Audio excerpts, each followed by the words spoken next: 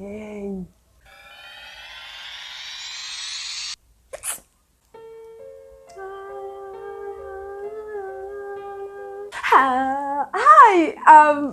Hi, I decided not to be loud today. I'm just kidding, I have to be loud. I am loud. Hi, how are you? Everything good? So, 2022 is almost over. I am shooketh, I am shocked, I am contemplating my entire existence, and yeah, we are shocked. I don't want to say we made it, because at this point we're just existing. I don't know what is life anymore. I was contemplating whether I should do this now or not, because it's almost over, the year. I mean, it's almost over. You're fucking crooked. And I'm still reading. This is my Goodreads goal. I surpassed it. I am fucking proud of myself. It started at 50 and then it kept getting larger and larger and larger, and now it's more than I ever hoped for, and I'm fucking proud of myself. And yeah. How's your Goodreads goal? Do you have a Goodreads goal? How is it looking? Is it good or is it not good? Okay, so I wanted to talk about all the books that I read this year, and that would be impossible. That would be like a 2-hour long fucking video, and I know none of us want to sit for 2 hours listen to me talk. Yay. My 30 views just said no, thank you for not doing that. So I'm gonna do this instead. Like from 100+ books to pick just like top 10. It was fucking difficult, but I tried my best to pick the top 10 books of 2022. Now, there are so many more books that I absolutely loved and we'll talk about eventually, but these are the top 10 in my opinion that I've read this year. So actually starting this is a book that I started 2022 with. I picked this up at literally after it went, like, I remember the last day of the last year, like December 31st of 2021, I finished The Song of Achilles, and then after midnight I picked this up, and I haven't been the same since this book. This fucking book broke me into pieces. This is You've Reached Sam by Dustin Tao. This is their debut novel. I absolutely love this. This follows Julia and Sam, and after an accident, no spoilers in the back of the book, after an accident, Julia loses Sam, and then she calls him because she wants to hear his voice, like in his voicemail, and then he actually answers, and it's the whole thing, and it's a journey of grief and of moving on from losing a loved one. And I don't know, like it was beautiful and absolutely heartbreaking. I love the writing, I love the story, I love the flow, I loved the different characters, and I absolutely loved, from someone that was going and still is going from grief, from losing someone super fucking close to them. At around the time where I picked this, I was not even a year since I lost someone that is absolutely close to me, and I was like, yeah, this is doing it right. Like the anger, the denial, it was like it went through the 5 stages perfectly, and yeah, this made it to the list. You are going to hate me if you're one of the people that have been stuck with me since I started this channel, which congratulations to us. It's been 7 months this month since we started this community, so hi, how are you? I'm happy that you're here, truly. I've been talking about this book since I started this goddamn channel, and I'm still going to talk about it. And that is The 7 Husbands of Evelyn Hugo. I absolutely fucking love this book. My queer heart loved this fucking book, okay? I was like, I am her. She is me. We are one. This is going to be part of my soul for fucking ever. The 7 Husbands of Evelyn Hugo has been a whirlwind in Booktok. It has taken TikTok by storm since it first got noticed and published, and I absolutely agree.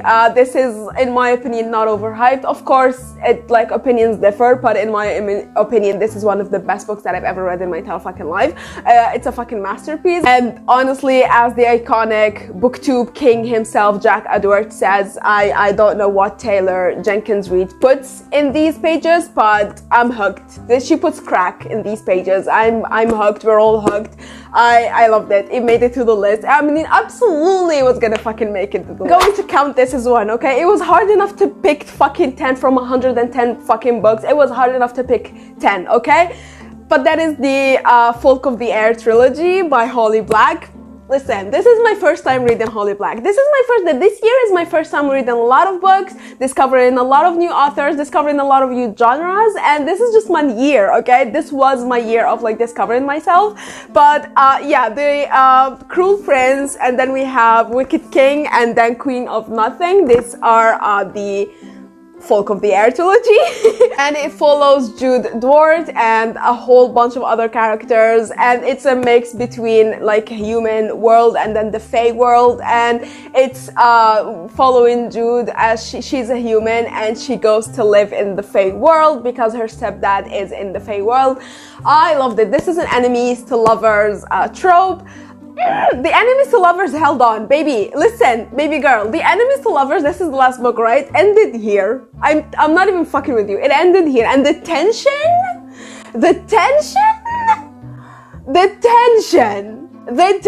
we got through the fucking series. I loved it so much. This, what I'm about to say, okay, this is a YA. It may be childish to people. My taste goes all over the place. I'm a little bit of this and a little bit of that, but I absolutely loved it. I mean, the last time I remember that I felt like so much giddiness and so much happiness reading and discovering a new world was reading the Harry Potter books for the first time and discovering the movies for the first time, and this definitely made me feel that way. Yeah, I absolutely loved it. It made it to the list, even though there was a lot of other books and other stories and other authors that were like more important and this and that. I actually, even saying that, I don't like saying like that an author or a book is more important just because of the nature of the book. I mean, if this is important to you, then it's important to you and that's it. And this definitely made it to the list just because of the magical aspect. Like, it made me feel like a kid again. Like, I don't know, like discovering reading for the first time and how magical it can be, and it took me immediately, like, transported me into this magical place and this magical, like, meeting these magical characters and these magical people, and yeah, I got hooked. I got super fucking hooked. Okay, this next one, I literally, like, just talked about it. Like, 2 videos back, I just talked about it, and I still am going to talk about it because this is my channel and I can. Listen, I'm sorry to myself that I just read this year, okay? I'm sorry, but I've been a fucking depressed bitch before that. So, it's The Hobbit. It like reminded me of how happy books make me and like the happiness it can bring me just like looking at fucking not blank pages, looking at fucking paper and I don't know, like discovering everything and how funny it was. Tolkien's sense of humor is 100% like the best type of sense of humor I've seen, at least this year. The music, there is so much music like intertwined in the story, and the magic system that is in the story, like meeting Gandalf, meeting all the characters and seeing their specific magic system, and like discovering that this was a source of a lot of today's books and a lot of today's stories. And I mean, this is an icon right here, and yeah, it made it to the top 10, like, definitely. This next one, you're not gonna be shocked. No one is. I don't think anyone is gonna be shocked from my top 10 list. Like, anyone who's gonna come across this video, hi, how are you? You're not gonna be shocked. This is known. But this, if you even haven't read the book or heard about the book or seen the book, you are going to be like, oh yeah, I get it, from the author, and that is Cersei by Madeline Miller. If you don't know, where have you been, baby? Madeline Miller is the writer of The Song of Achilles, and after reading The Song of Achilles, I got hooked. I am, I have a very addictive personality, and it's worth it with this fucking author. The writing, how poetic it was, how beautiful it was written, the flow of the story, all the different characters, how actually as close to the real stories as like it could have gotten, like as close to the Odyssey and the Iliad as it could have gotten. This next one, named it, I've titled it a fucking masterpiece when I first read it. It was an old video that I made back when I first started, and I was just like, after I read it, I sat down and I talked about it, and I was just like, this fucking book is a fucking masterpiece. It's Invisible Life of Addie LaRue by V.E. Schwab. This is what started my Schwab Shrine. I am building a Schwab Shrine, and this is what started it. It's incredible. The poetic writing, the flow of the story, the fucking writing style of this one. V.E. Schwab has her own fucking writing style, her own beautiful storytelling agenda, storytelling I forget words. Hi. It's borderline boring, but also like a masterpiece. This was 5 out of 5 stars for me, okay? And I loved it. I loved everything about it. I've talked about this so many times during so many videos, and yeah, I still stand by everything I said talking about this book because it deserves every minute I gave it while reading, because it's a thicky boy, but yeah, it has a special place in my heart. Next up, changing genres, we have a play, and that is The Merchant of Venice. I am like way too lazy to go get my copy, but that is The Merchant of Venice by Shakespeare. I started my Shakespeare journey this year, and this was my favorite one. Yeah. I don't have to go on a deep summary and like convince you to read Shakespeare, because Shakespeare is a fucking icon, and I've discovered why they're such a fucking icon this year, because the goddamn storytelling, the sense of humor, how funny everything is, like the sly sense of humor, and how dirty it actually is, which is something that I did not think about like even once. I was like, oh, maybe it's gonna have some sense of humor in it, some dry, old-fashioned, classical sense of humor, but it is fucking grummy, it is dirty, and you're gonna love it. I mean, I took so much like time annotating and trying to explain everything, and yeah, I loved it.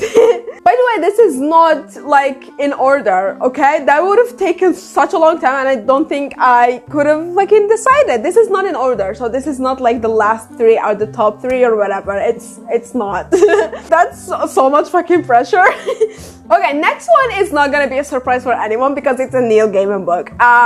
If you're a person that you're going to love Neil Gaiman, he is literally a magical being in the real world.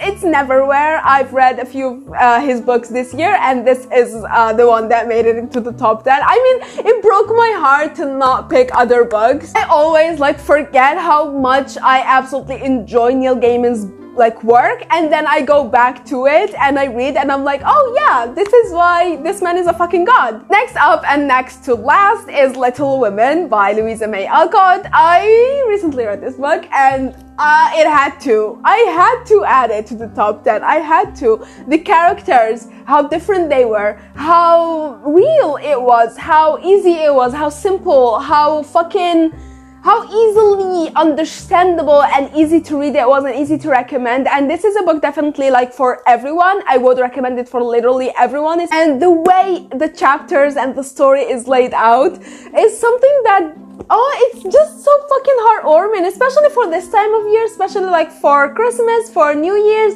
It's just so fucking heartwarming, and it has so many fucking life lessons, so many things that you'd wanna annotate and keep with you and like definitely note down. I loved it. It had to. I mean, all of these just had to make it to the top 10 list. I mean, who am I if I didn't add them?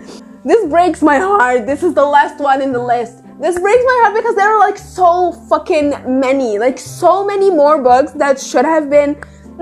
Okay, the last one that I'm gonna add is a book that I had to add.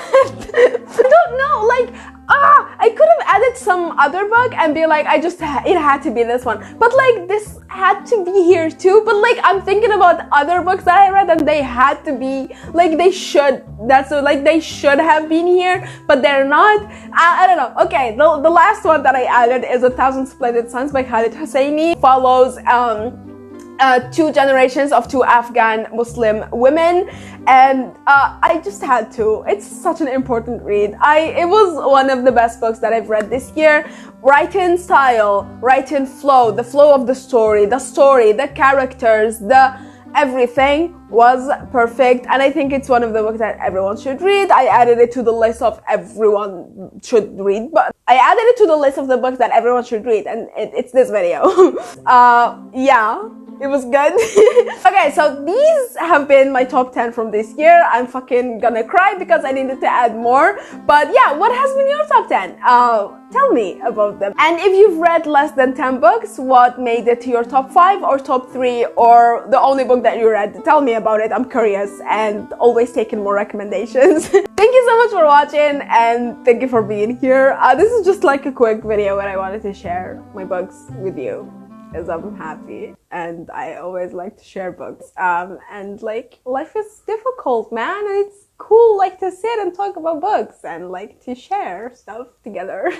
Thank you for being here and thank you for watching, and I'll see you next video. Bye.